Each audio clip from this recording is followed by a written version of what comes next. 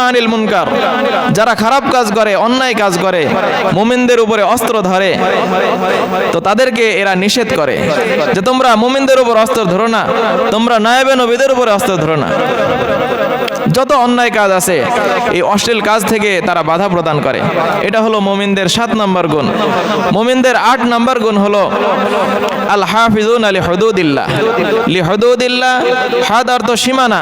এখানে সীমানা দ্বারা উদ্দেশ্য মুফাসসিরিন ইকরাম বলেছেন আওয়ামিরুল্লাহ ওয়া নাওয়াহিহি, আল্লাহ তাআলার যে আদেশ নিষেধগুলো আছে এই আদেশ নিষেধগুলো পরিপূর্ণভাবে পালন করে। কারণ যখনই আপনি সৎ কাজের আদেশ অসৎ কাজে নিষেধ করতে যাবেন, মানুষেরা আপনার ব্যাকগ্রাউন্ড দেখবে, পিছনে আপনার অবস্থা কি, আপনার পরিস্থিতি ভালো না খারাপ এগুলো দেখার চেষ্টা করবে। তো কোনো ব্যক্তির যদি ব্যাকগ্রাউন্ড ভালো না থাকে তখন তার জন্য দাওয়াতি কাজ করা অনেক মুশকিল হয়ে যায়। এজন্য আল্লাহ রাব্বুল আলামিন বলেছেন যে